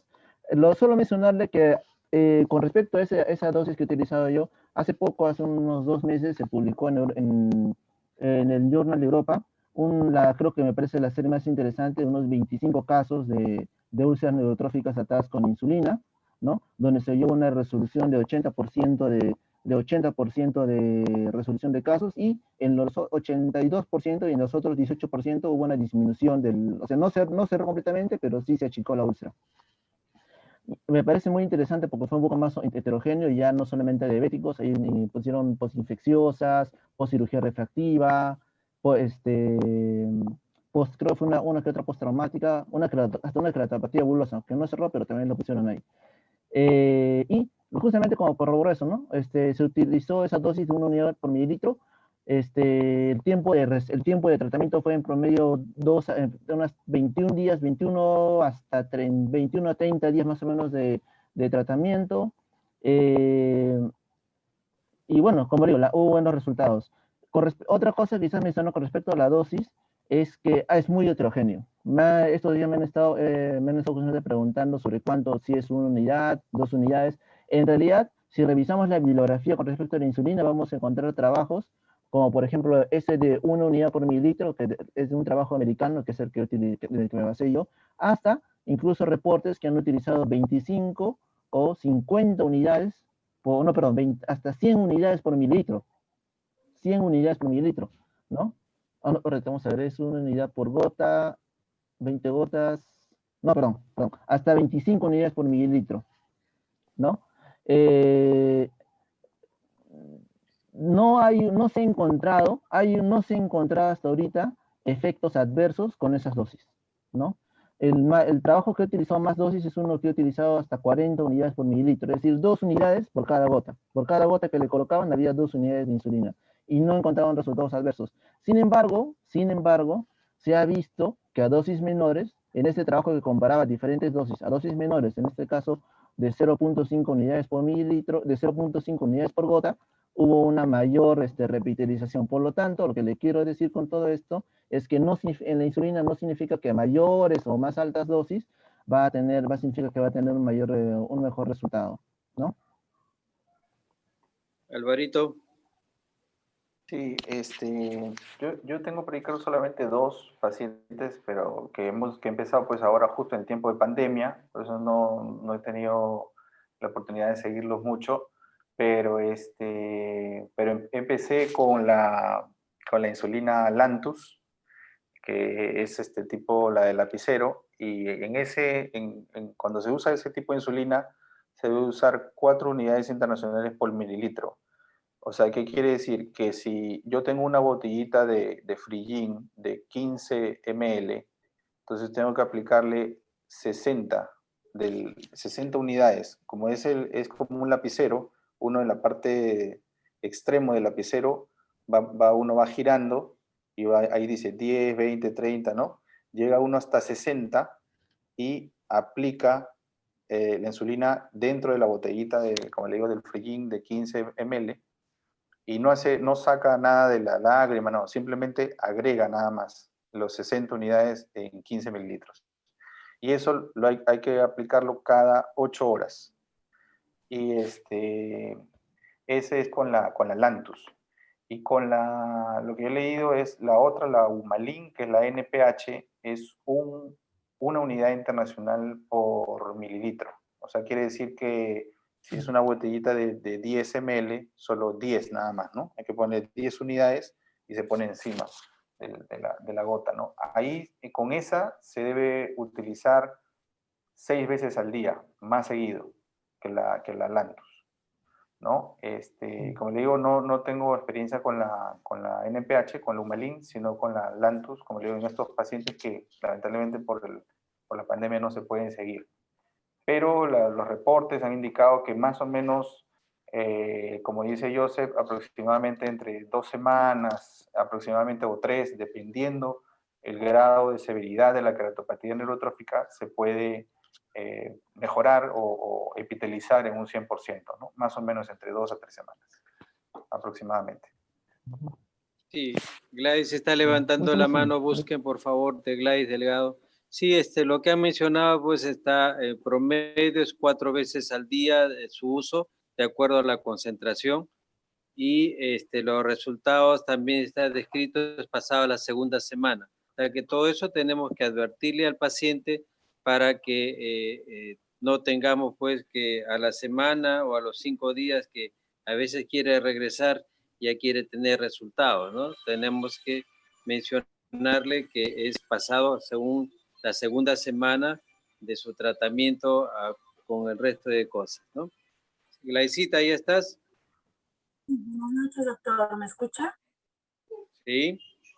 Solamente para comentar respecto justo a la insulina, yo recién la he comenzado a usar hace como mes y pico, que hablé con Joseph para que más o menos me oriente, y comencé a usar en un paciente diabético con una neuropatía, una úlcera de más o menos 5 milímetros de ambos ojos, que yo ya le había iniciado suero autólogo, no respondía.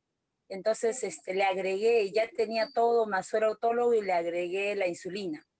Más o menos al mes, yo recién comencé, realmente no sé cuál habrá tenido más efecto, si el suero o la insulina. No le quise suspender el suero por miedo, continué con ambos y al mes comenzó a cerrar y después no paró hasta que cerró, como al mes y medio cerró totalmente en ambos ojos, y una úlcera grande. Actualmente también por el miedo, porque no está bien definido, yo todavía le estoy dando y pienso darle un mes más hasta asegurarme que esté bien cerrado, pero en este caso de ambos ojos nos ha ido muy bien y pues habría que seguir viendo y probando y juntar pacientes y de repente por ahí presentar un trabajo, ¿no? Qué bueno de todas estas charlas. Está saliendo la oportunidad de trabajar en conjunto. Cada departamento tiene la oportunidad de presentar más cosas. Sí, Joseph, disculpa. No, sí, doctora, quería preguntarle a la doctora Delgado, sí, ¿cuál insulina utilizó y en qué concentración? Usé la insulina cristalina, esta que es transparente total, en la que viene en frasquito, NH creo que es. El paciente me trajo porque usaba, y esa usé y le usé 4 unidades por mililitro y 4 veces al día. Así lo usé yo. Ok. Y la verdad que sí demoró un poquito más, pero al final cerró porque no, yo ya tenía un mes usando el suero y no le hacía nada, seguía el mismo tamaño las úlceras. Ahora también hay por ejemplo, la doctora Karina Arellano en un webinar también le preguntaron justamente eso, creo que tenía también un par de pacientes, pero ella indicó, por ejemplo, que no tuvo buen éxito, ¿no? con la insulina. Entonces, eso nos obliga pues a seguir, como dice Gladys, a seguir juntando pacientes, a ver qué tan efectivo puede ser, ¿no? Pero al parecer es bueno, es promisorio, ¿no? Sí, bueno, en mi caso, pues, lo que sí en un webinar también hablaron de la doctora Núñez, creo que también mencionó a la doctora Núñez de Colombia, también utilizado y mencionó que también tuvo buena experiencia ahí en Colombia, María Jimena Núñez. un webinar también por ahí que hablaron sobre keratitis. ¿Que tuvo o no tuvo buena experiencia? Sí tuvo, sí tuvo. Tuvo buena experiencia. Ah, ya. Sí, un caso, pero como le digo, son más todas experiencias así como incidentales, ¿no? Algo, son pequeños, son como casos, completamente como reportes de casos todavía. Y como digo, la literatura, lo más que he encontrado es este caso, este reporte de 25 casos que sea de ahora, de septiembre, que se ha publicado recién. Y bueno, de repente comenzamos el trabajo con un promedio pues, de 4 unidades y por 4 veces al día, a ver cómo respondemos. Comencemos primero de repente los pacientes diabéticos, que es de repente donde va a responder más por la cantidad o sea, la insulina que va a trabajar más a ese nivel. De repente ese es un primer trabajo que podamos hacer, porque no podemos hacer en un mismo trabajo diferentes dosificaciones, o también se puede hacer con diferentes dosificaciones, pero busquemos un mismo tipo de pacientes para la respuesta, ¿no? ¿Alguna otra pregunta? O Diana, ¿quieres hablar? Katia, tú también hablaste de algunos casos de neuropatía diabética. ¿Estás por ahí, Katia? Hay una pregunta de la doctora Chávez que menciona qué tan efectivo es ocluir los puntos lagrimales respecto a las otras terapias.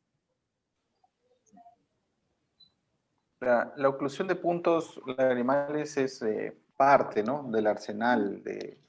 Va a ayudar conjunto a las demás terapias a tener más lubricación, ¿no?, más lágrimas en la superficie, ¿no? De todas maneras, no en todos los pacientes se puede realizar, ¿no? Hay que ver que no haya infección, porque ha habido casos de que se pueden colocar los tapones lagrimales y después infectarse los canalículos, hay que sacarlos. Entonces hay que ver en qué tipo de pacientes sí se puede realizar, ¿no? No es en todo. Lo que yo había leído, doctor, es que los tapones más que todo están en relación a los síntomas de ojo seco que pueda haber en el estadio 1. Y cuando, por ejemplo, se ha dado tratamiento en pacientes que tienen ojo seco, tiene un nivel de evidencia 2 el uso de tapones lagrimales, porque se ha visto que mejora hasta más del 80% el break-up time, la densidad de células caliciformes, etc. Y como usted dice, pues no a todos los pacientes se les da, no está contraindicado cuando hay, por ejemplo, malposición palpebral, cuando se sospecha de que hay una obstrucción de las vías lagrimales, cuando hay alergia ocular, cuando hay signos de infección. Y en cuanto a sus complicaciones, el 50% incluso se ha visto extracción espontánea del tapón lagrimal. Incluso puede haber infecciones, incluso puede salir granulomas. Y no es que se compare en el tratamiento de queratopatía neurotrófica, como esto está en el grado leve, no es que se lo compare con otro, sino que es como un tratamiento, como usted dice, adicional para mejorar sobre todo el tema de lo que es la película lagrimal. Así es. Qué bueno. Así es. Mira, qué bueno esta pregunta porque ya tenemos otro estímulo. ¿Con qué frecuencia, siempre les he hecho yo esa pregunta, con qué frecuencia vemos los puntos lagrimales en nuestros pacientes? O sea, mientras no nos acostumbremos a ver los puntos lagrimales de nuestros pacientes, no pensemos en ocluirlos, porque nunca van a saber si lo que van a hacer está bien o está mal. Porque hay pacientes con ojo seco que tienen el punto lagrimal totalmente abierto, como diciendo, ya pues mándenme un poquito, tengo mándenme una cervecita aunque sea, ¿no? Entonces el punto está abierto, pero hay en otros casos que también hay ojo seco y el punto lagrimal está casi totalmente cerrado. Entonces en los que está abierto de repente puede funcionar el intentar poner oclusores o tratar de cerrarlo, pero un paciente que tiene signos de ojo seco y tiene los puntos lagrimales medio cerrados, no va a funcionar absolutamente nada. Y lo que yo uso más que todo, uso el colágeno. No uso los tapones de silicona, sino uso el colágeno. Hay 2 colágenos, uno de acción semanal a quincenal y hay otros que es de uso, de duración de 3 a 6 meses. A mí me gusta usar el de larga duración es fácil de colocarlos, ¿no? Y se hincha, porque siempre les hago recordar, y si no han visto nunca, pregunten qué cosa es el Colapis. El Colapis se usa en la repostería, ¿ok? Y van a encontrar unas láminas medias amarillentas, medias pegajosas, y eso es colágeno, ¿ok? Ese Colapis, cuando ustedes lo compran, es una lámina, y si la ponen en agua, se hincha, chupa agua bastante. Entonces, ese colágeno que le ponemos a los puntos lagrimales, que se meten a los puntos lagrimales, ¿ok? Se va a hinchar dentro y va a atorar, llamemos así, la salida, porque lo que has mencionado, Diana, esa es la idea. Y lo que ha mencionado Álvaro también. Si tengo poca lágrima y tengo un sistema de salida o de desagüe con buen sistema, pues lo poco que se produce se va rápido. En esos pacientes les puedo poner yo un colágeno para evitar que lo poco que se produce se vaya. Pero esa es una etapa, como tú mencionas, ¿no? Es una etapa. Entonces tenemos que acostumbrarnos a ver los puntos lagrimales y ahí vamos a poder saber si se merece o no merece ponerle puntos lagrimales.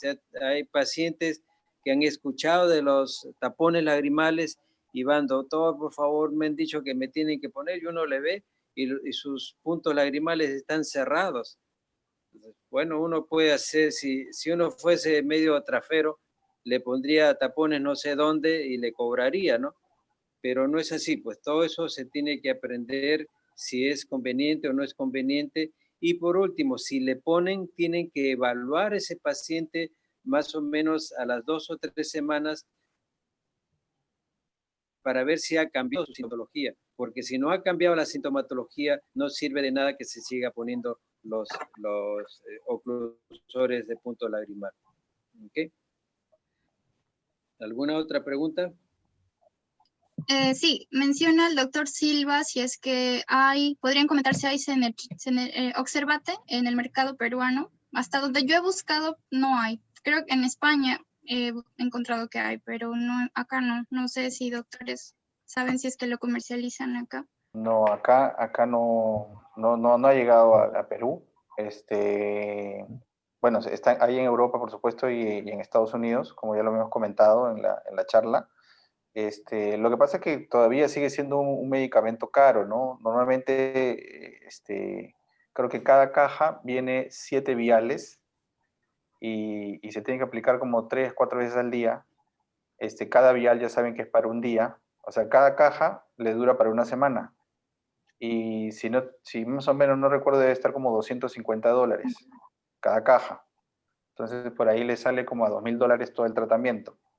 Entonces, es un tratamiento caro que todavía para que baje, pues necesita ser más, que el mismo laboratorio esté pues en diversos países, que sea un poco más comercial para tenerlo y sea más asequible a las personas. Pero todavía ningún laboratorio ha traído el Senigermin al Perú. Sería muy, muy bueno, ¿no? Porque como hemos visto, el mecanismo de acción del Senigermin, el Oxervate, me pareció muy, muy interesante porque no solamente mejora la parte nerviosa de la córnea, sino mejora la epitelización y aparte aumenta la lubricación, o sea, en la glándula lagrimal, ¿no? La producción. Entonces, prácticamente está atacando todo lo que genera la queratopatía neurotrófica. Entonces, que es el factor de necrosis, factor, perdón, de crecimiento neural, es muy, muy interesante y como digo, si ya está comercializándose, esperemos que llegue al Perú pronto, ¿no?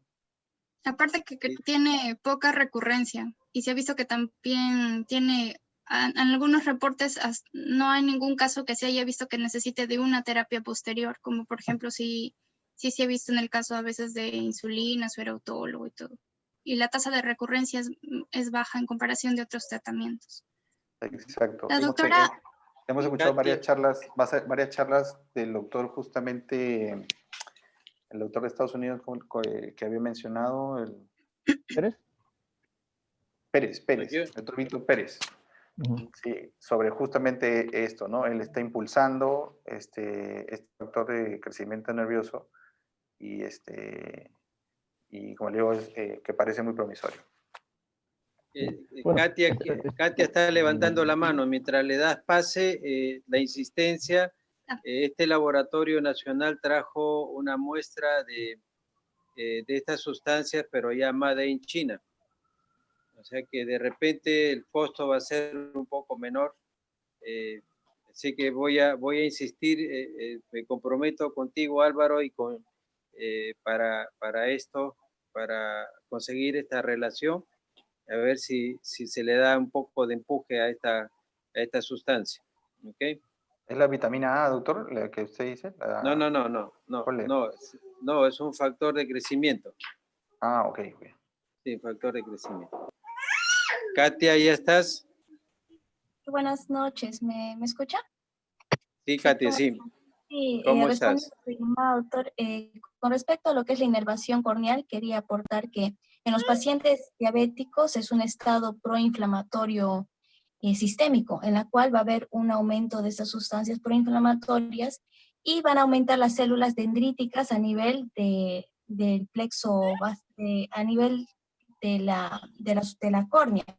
Y en este sentido, estas células dendríticas, por las sustancias proinflamatorias que provocan, van a causar una disminución del plexo nervioso subbasal. Y por lo tanto, estos pacientes van a tener una inervación muy deteriorada.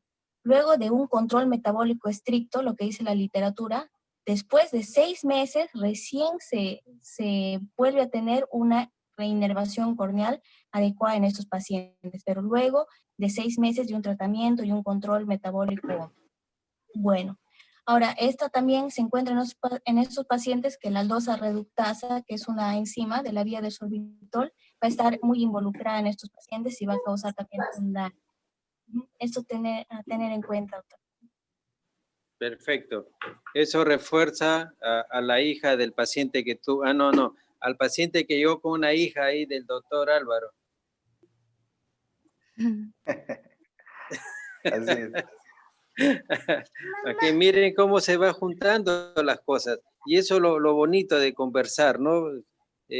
Quizás tengamos actitudes diferentes ya después de este susto, que todo no se sale todavía, pero estas charlas que se han organizado tan bonitas nos estimule a trabajar en conjunto y ver hacia dónde nos encaminamos. ¿Alguna otra pregunta, otra cosita? Sí, doctor. Hay una última pregunta de la doctora Mendoza que menciona cuál sería el lubricante o el gel o el ungüento que recomendaríamos en un estadio 1.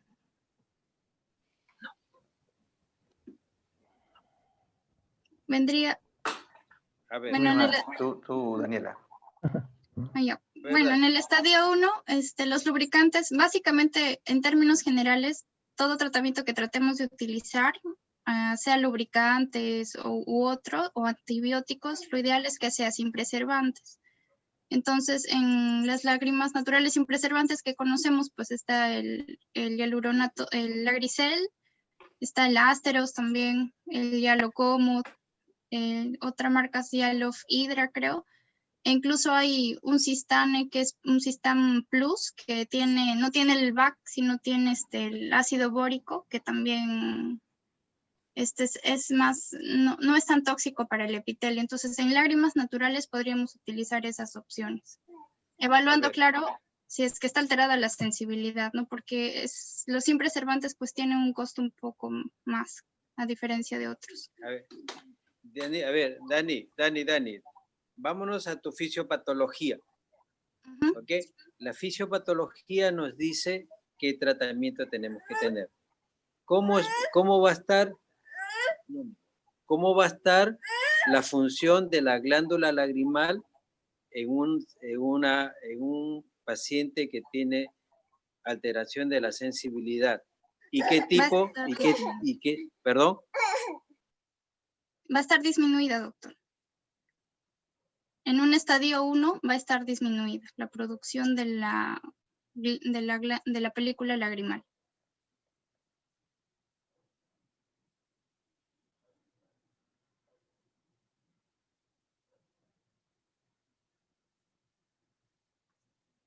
se escuchó. Doctor Mesías. Doctor, su micro está apagado.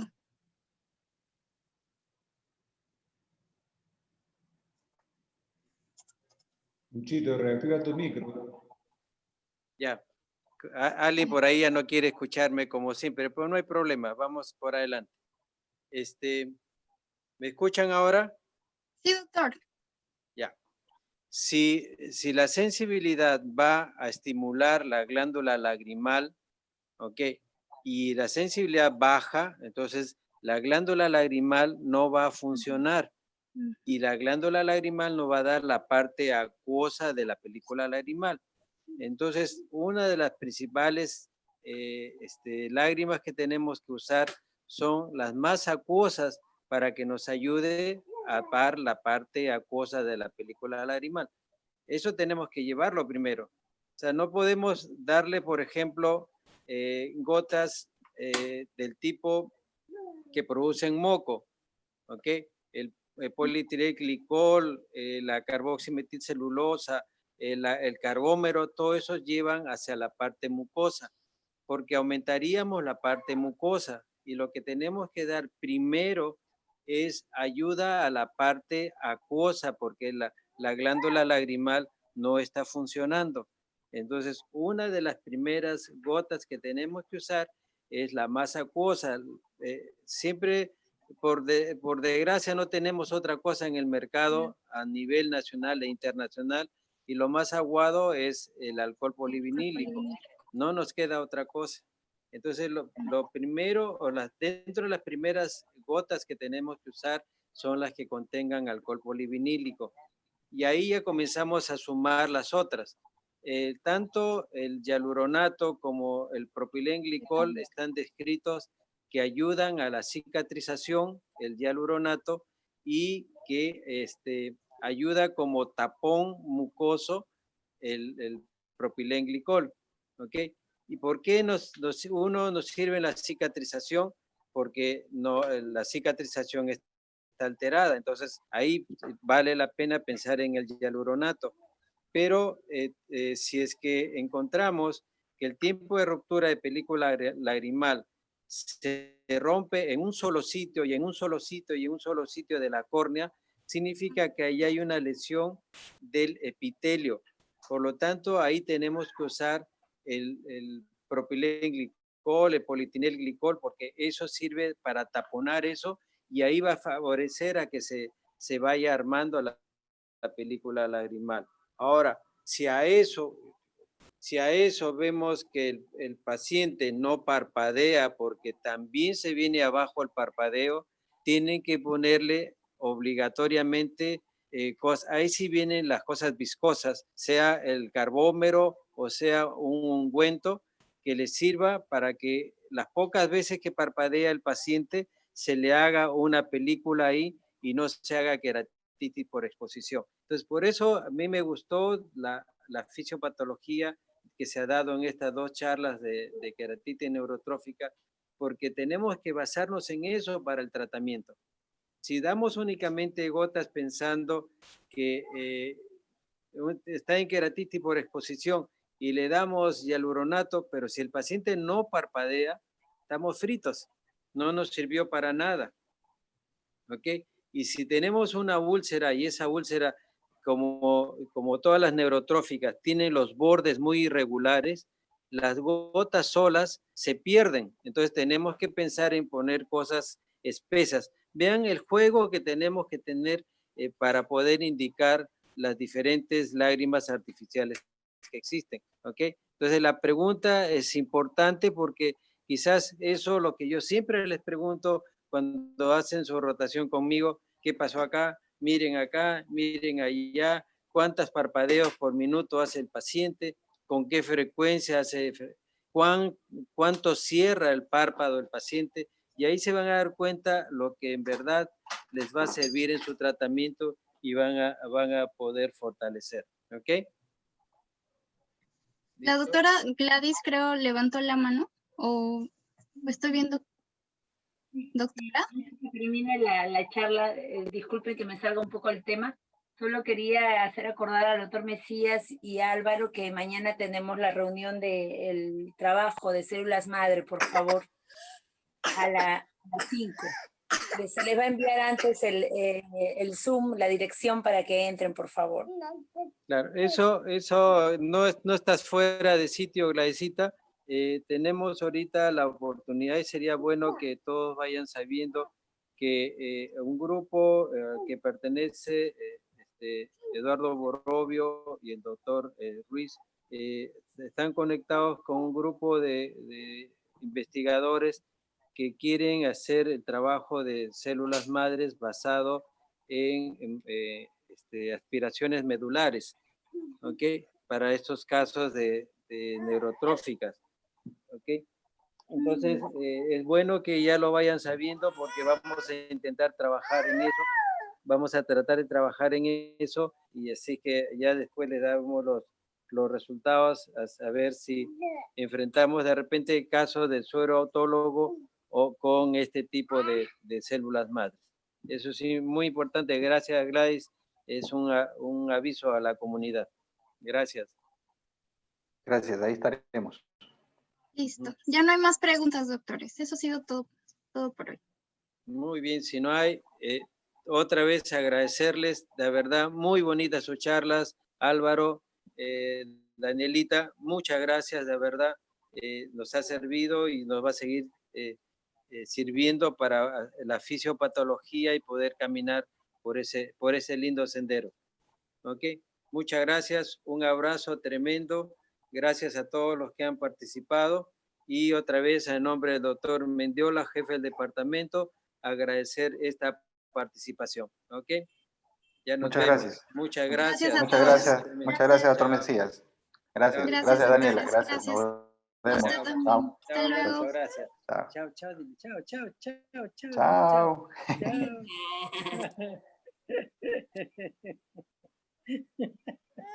Sí, pechado, dile, tío Álvaro. Chao, Tiene chao. su hijito, hace tu novio, el Alvarito. Chao, Cholito, gracias. Chao, chao, doctor. Nos Chao, vemos. chao. Bien.